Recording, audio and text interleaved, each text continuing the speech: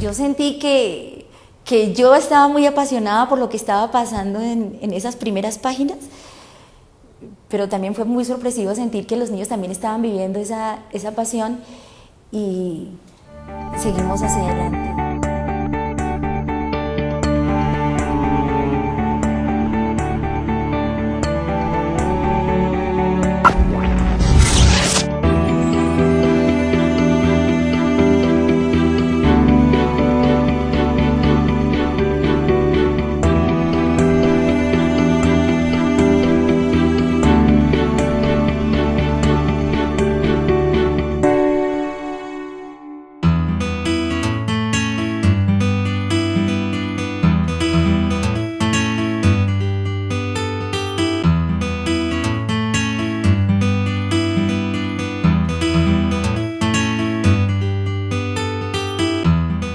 De mi papá.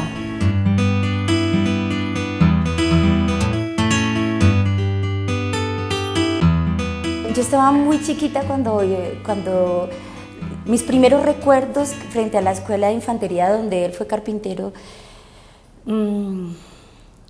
me dibujan como las escenas, como las paredes donde mi papá colgaba, tenía puestas las herramientas y yo recuerdo que entraba a un taller, a una carpintería muy limpia, muy barrida, y veía herramientas, las gubias, los cepillos, los serruchos, los martillos, pero también veía frases célebres. Yo sabía que eran frases célebres porque como que él le decía algo a los soldados, a la gente que entraba, a los militares, y se detenían ahí leyendo las frases célebres de él.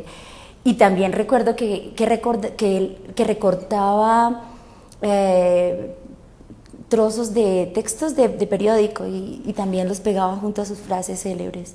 Lo que se lee y por lo tanto lo que se escribe, ¿no? Lo que se trama en la escritura es una voz, ¿no? Podemos hasta ahí, ¿no? Lo que se lee es una voz.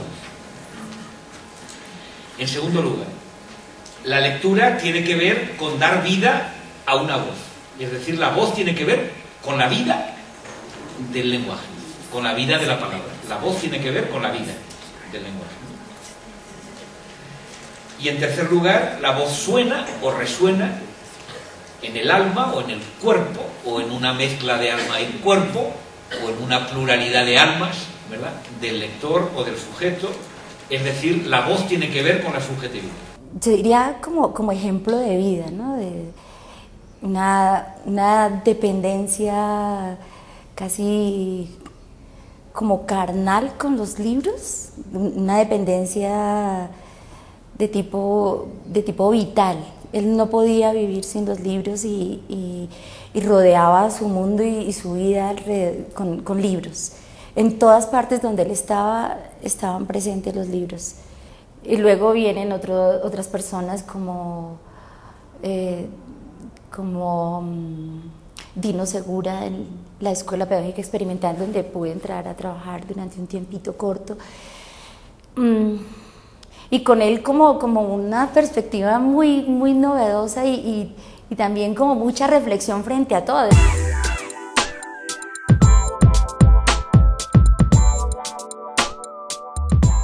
Pues empezamos a hacer unos vínculos muy interesantes con Gildardo Moreno. Gildardo Moreno es un profesor de literatura a quien admiro y respeto mucho. Él ha sido prácticamente profesor de literatura de mis 3 hijos. Y un día Gildardo me dice, ¿por qué no organizamos como el grupo en Fomento? Yo ya estaba yendo a Fomento. Y entonces pues le dije, listo, vamos a ver qué pasa. Seguimos yendo a Fomento y allí llegó Carolina Arias. Carolina Arias fue profesora también de la EPE y ahora es profesora del distrito. Y dijimos, listo, pues rico que conversemos frente a lo que nos pasa en lenguaje. Y con ellos un día decidimos que íbamos a trabajar por la línea estética de la recepción.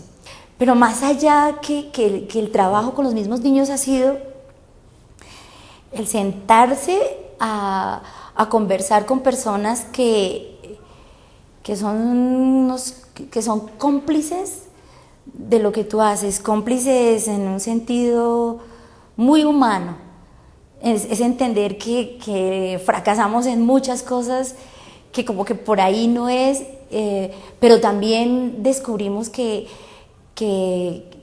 hemos encontrado cosas muy valiosas en la vida de los niños, pero también valiosas para nosotros. Creo que es un grupo que me ha permitido a mí fortalecerme como docente, porque es ahí el espacio donde yo puedo decir y donde podemos ser profesores de carne y hueso, vuelvo y repito, con dificultades, con muchos frenos en cosas, pero también profesores con quienes podemos compartir cosas que,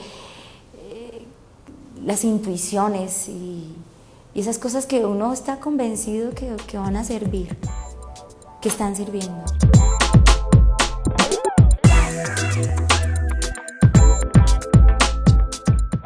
Luego vienen personas como María Eugenia Medina en el Colegio San Francisco de Sales, y ella viene con una propuesta maravillosa con la que yo me siento muy identificada, porque yo creo que pues, seguramente fue que me hizo falta tener libros en la niñez o vivir como esas cosas que viven los niños, algunos, y fue encontrarme con una montaña de libros. Yo no sabía cuál era más bello. Todos los libros que ella tenía y que mostraba y que leía, todos eran bellísimos, y el estilo con el que ella leía, con el que compartía su lectura, yo siento que ahí yo me le copié y ahí me quedé.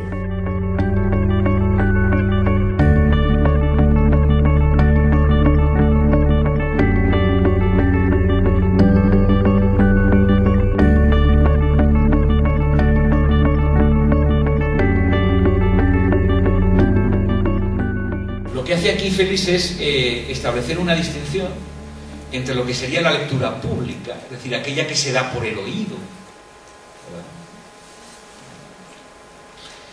y lo que sería la lectura privada, es decir, aquella que se da por la vista, aunque, insisto, lo que se lee es una voz, pero la voz que se lee se da por la vista. Y se preguntó, ahora, ¿a quién le voy a contar historias? ¿Y ahora quién me va a escuchar mis historias?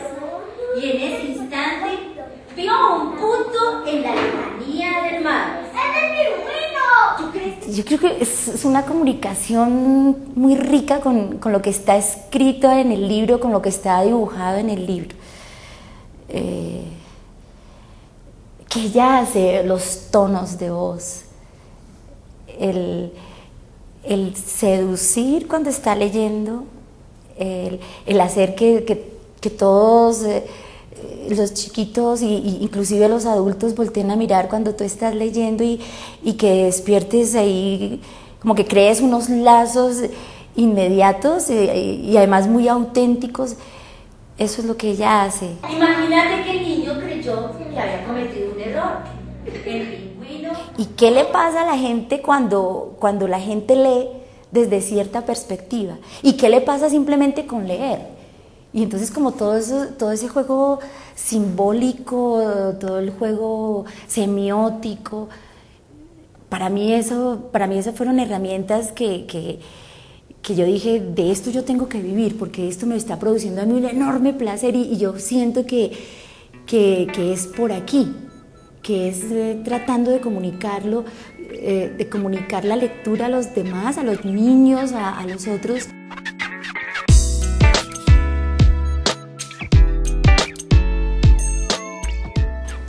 Le pasan cosas a la gente, y a la primera que le pasan cosas es a mí.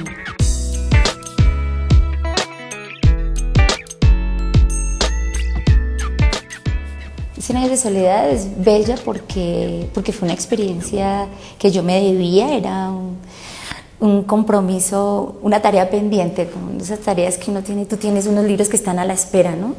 Y un día se dio la oportunidad en el Colegio San Francisco de Sales, y dijimos, vamos a celebrar el Día del Idioma leyendo hasta donde alcancemos las primeras páginas de 100 años de soledad un día. Y yo arranqué, mi grupo era grado cuarto, arrancamos ese día con con un enorme placer, y hicimos la lectura, y además no fue lectura, fue un contarles a los niños lo que decía más o menos en las 3, 4 primeras páginas del libro.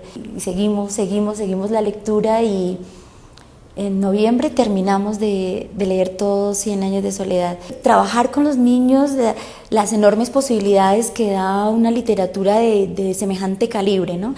Entonces, alrededor de 100 años de soledad, hablábamos también de los matrimonios de las niñas en una casi en la niñez, niñas que se casan a los 12 años. Sí. Y hablar de lo que le pasa a las niñas, temas obligados, hablando de matrimonios tan jóvenes. Yo insisto mucho en que tengan que ver con la vida de los jóvenes. Yo pienso que nosotros estamos desperdiciando una posibilidad enorme de acompañar a los niños, a los adolescentes y a los jóvenes en una tarea muy difícil, que es la de entender al mundo. Los estamos dejando solitos. Por un lado van la enseñanza de unas asignaturas, de unas materias, de unas áreas y todo eso, y por el otro lado que ellos se defiendan solos en la comprensión del mundo y la comprensión de sí mismos, y sobre todo de la complejidad de ese mundo y de este mundo tan complejo y tan terrible que les ha tocado vivir. Bueno, hay una cosa muy bella, y es que se logró tal intimidad con el libro que ya no eran las clases para hablar del libro, sino que era el espacio del descanso, en el que nos contábamos cosas, pero eso era una mano de chismes brutal alrededor de los personajes. Las niñas malcriadas, Fernanda, eran situaciones muy bellas, muy humanas, lo que me permitió vivir el libro con los niños. Quizá la lectura pública, la lectura no solitaria, o sea, eso que está aconteciendo un poco aquí, ¿no? En el que yo hablo y una multitud de personas escucha y estamos todos juntos de cuerpo presente, digamos, ¿no? ¿Verdad? Hay una puesta en juego pública y por lo tanto sonora de la palabra, ¿verdad? Eso no quita que la relación que cada uno tenga con la palabra sea una relación a su vez solitaria. Es decir, la lectura, aunque se dé como una práctica colectiva, es siempre una relación entre soledades. O sea, tiene que ver con el cada uno, ¿verdad? Tiene que ver con la singularidad, con la soledad de cada uno. Entonces la profesora, la compañera me dice, muy molesta un día, que está hasta aquí de 100 años de soledad porque el niño no los deja hacer nada, que ellos no salen a pasear, y si salen a pasear los domingos pues tienen que llevar el libro porque el niño no quiere desprenderse del libro, porque la responsabilidad del lunes tiene que ser cumplida, y entonces no hay nada que le detenga la lectura al niño. Entonces yo tengo que hacer algo, y dije, pues voy a hacerles una carta en la que les diga que les agradezco mucho, que me perdonen un poco, pero pues que también el compromiso no había sido de mi parte, solamente yo no había inventado el que nos íbamos a encontrar ahí para hablar de la lectura leyendo hasta la página tal. Eso había sido algo acordado con el grupo. El día que terminamos, que empezamos a leer las 2 últimas páginas del libro, fue inevitable el sentir que el transmitir lo que uno vive cuando ama un libro, ¿no? Y el día que tú lo terminas, pues es como cuando alguien deja de llamarte, como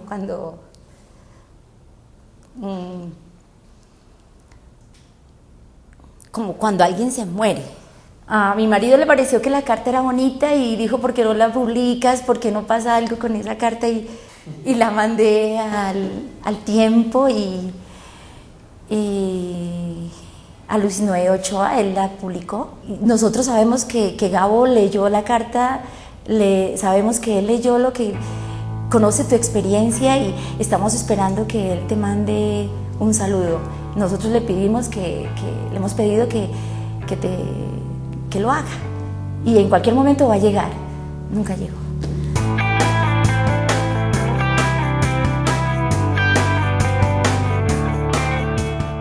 Una herramienta es una herramienta y es un relieve. Con la voz tú juegas con los silencios, tú juegas a sostenerte, a inventar un suspenso. Tú puedes jugar a ir mucho más rápido para que la persona que te está escuchando esté muy pendiente de ti.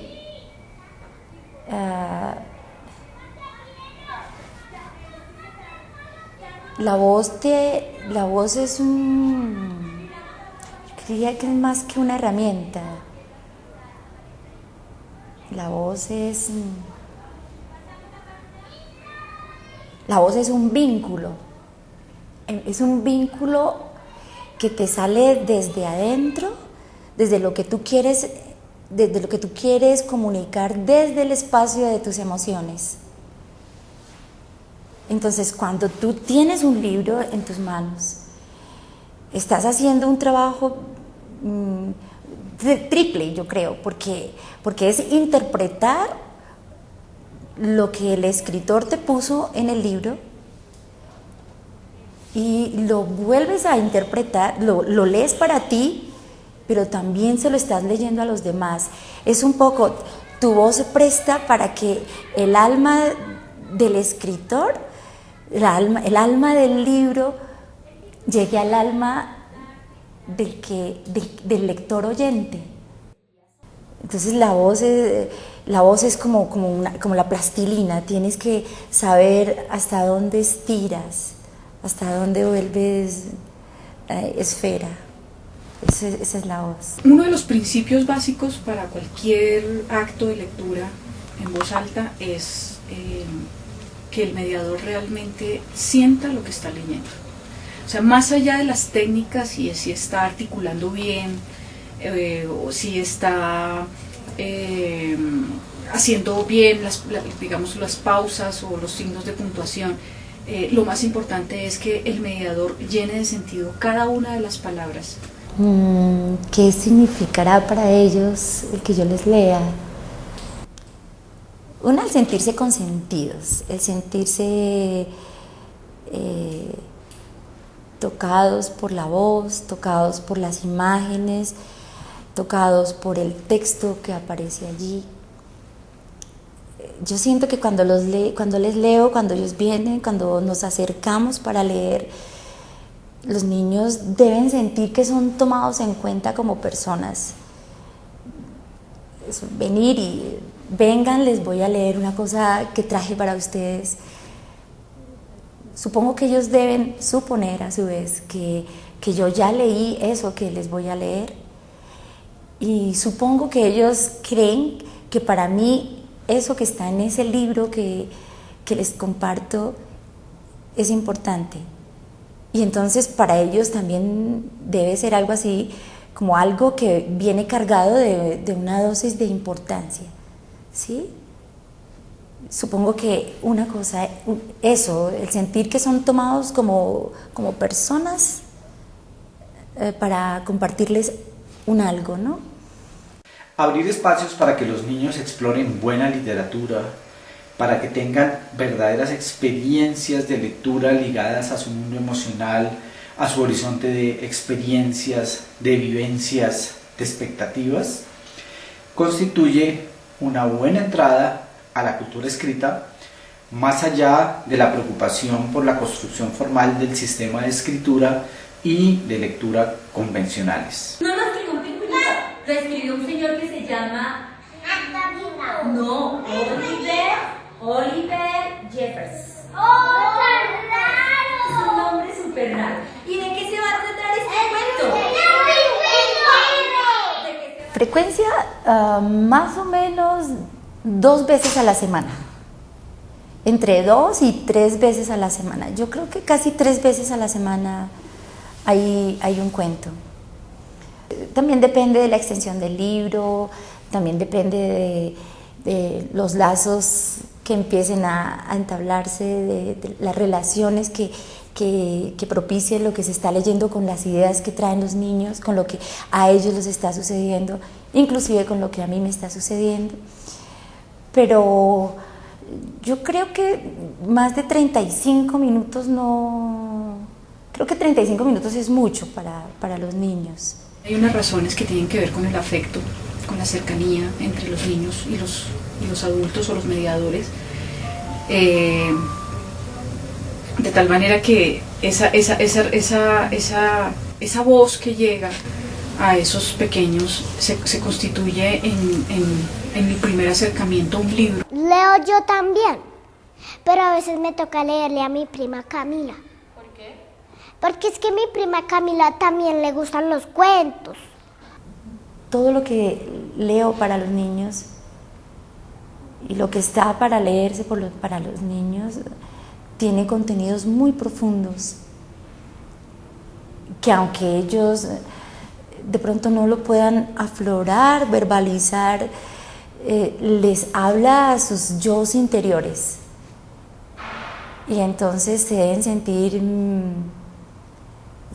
sentir tocados de alguna manera por la lectura.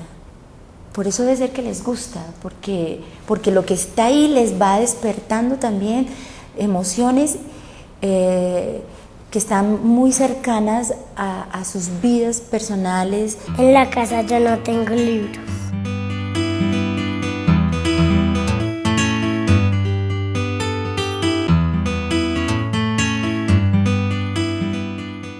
Porque es muy lindo que cuando la profesora lee cuentos, pues a nosotros se nos viene la orgullosidad, porque los cuentos son lindos.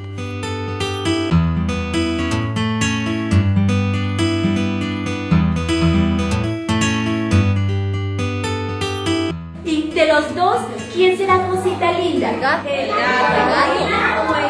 El gato. Mis padres de familia son papás que viven en Ciudad Bolívar, en el barrio Sierra Morena. Mi colegio es el Colegio Ciudad Bolívar Argentina, colegio distrital. Y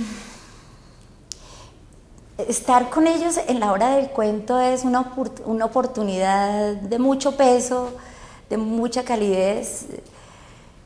Algunas veces unas mamás me dicen, una mamá un día lloró diciéndome, yo le pregunté qué le pasaba porque estaba llorando y me dice, es que a mí nunca nadie en la vida me había leído un cuento. Y leerles los cuentos a ellos,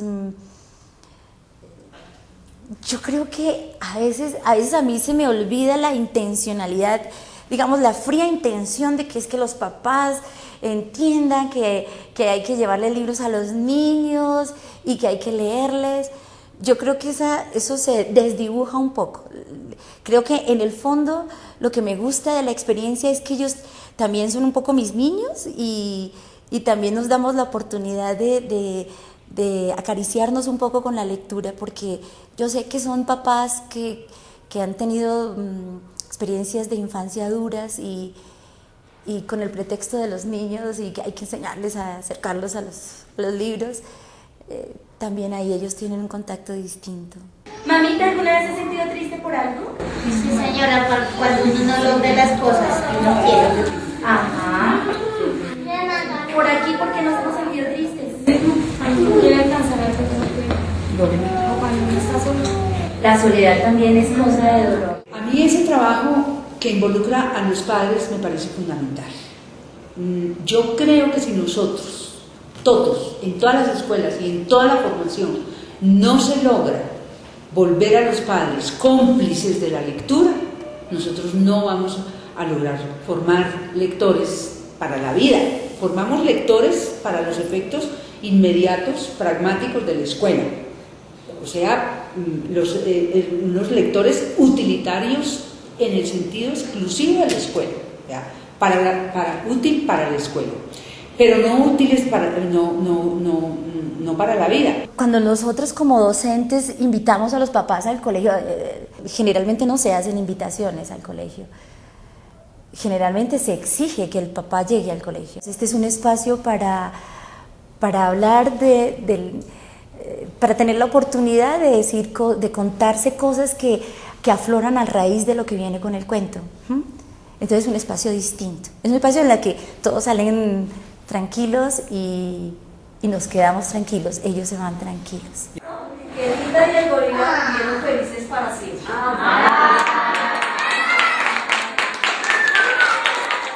Y empezar a que la lectura tenga un sentido para los niños, tenga una significación.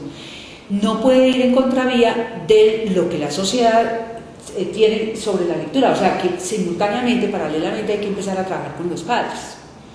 Hay que empezar a trabajar con los padres en el sentido, no sé si la palabra sea trabajar con los padres, a mí no me gusta esa expresión, pero sí a empezar a invitar a los padres a que ellos mismos, no inculcarles, sino que ellos mismos empiecen a sentir que la lectura sí puede tener un sentido para ellos. Entonces en esa medida a mí sí me parecen muy importantes todos los trabajos que se hagan con los padres de familia, pero que tengan sentido. Procuro no quitarles mucho tiempo a los papás y lo hago cada 15 días. Desde el 2005, desde julio del 2005 estamos haciendo Hora del Cuento. Porque mi papá al menos sí habla y me deja hacer preguntas a mí. El estar involucrando a padres de familia, el estar acercándolos al colegio, me parece que eso es interesante desde todo punto de vista. Es difícil que en las casas de nuestros estudiantes tengamos una biblioteca, tengamos la oportunidad de que los niños tengan esa cultura de estar leyendo semanal, diario. Nuestra comunidad lee muy poco, tiene muy poco acercamiento a los libros, a revistas, a cualquier tipo de material impreso. Yo le veo la gran ventaja que los padres de familia se entusiasman mucho por la lectura, empiezan a quererla, a gustarle, a inculcar en los niños ese tipo de actividades, porque también hay actividades que ella deja para la casa, ¿no? Se mandan libros, se prestan libros, por ejemplo, del libro al viento. Entonces se mandan cierto tipo de actividades para la casa y eso también hace que los padres se culturicen, empiecen a enriquecer su vocabulario y sientan esa necesidad de acercar a sus hijos a la lectura.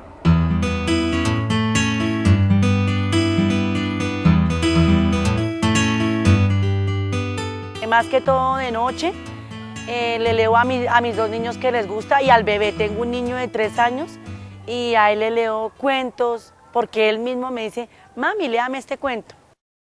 Pues mi niño tiene discapacidad de los ojos, ¿sí?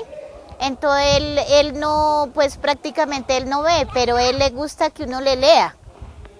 A través de la lectura pues él oye y sí, a través de la lectura él oye. Me motiva la felicidad de mi hijo, de ver cómo se pone contento cuando yo vengo, ¿sí? Se pone contento, se pone alegre, mejor dicho, eso es para mí es algo muy bonito, ¿sí? Porque de igual manera hoy en día los niños son como muy alejados de los padres, entonces a mí me parece que esto es muy bonito para esto, para acercarme más a él. Yo estoy muy agradecida porque anteriormente no me gustaba leer, no me gustaba ayudarle a leer a los niños ni nada. Ahora soy una persona que me gusta leerle cuentos a los niños y a mi niña especialmente. Personalmente cuando yo me siento muy sola, yo leo un libro, una poesía, entonces eso como que me distrae un poco, me desestresa un poco de la cotidianidad de las cosas.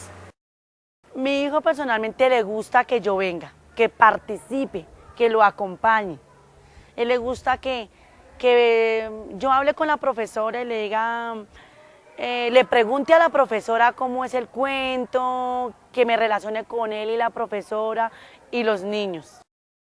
Pues lo primero, saber más cómo leer, porque de igual manera leer no es solo sentarse usted y leer un libro, sino sentarse y, como dice la profesora, como expurgarlo, ¿sí?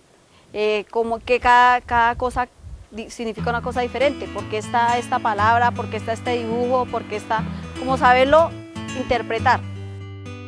Bueno, a veces vengo con mi tía Jessica, con mi mamá Viviana, con con mi mamá Mireya, con mi papá, con mi hermano, con alguien.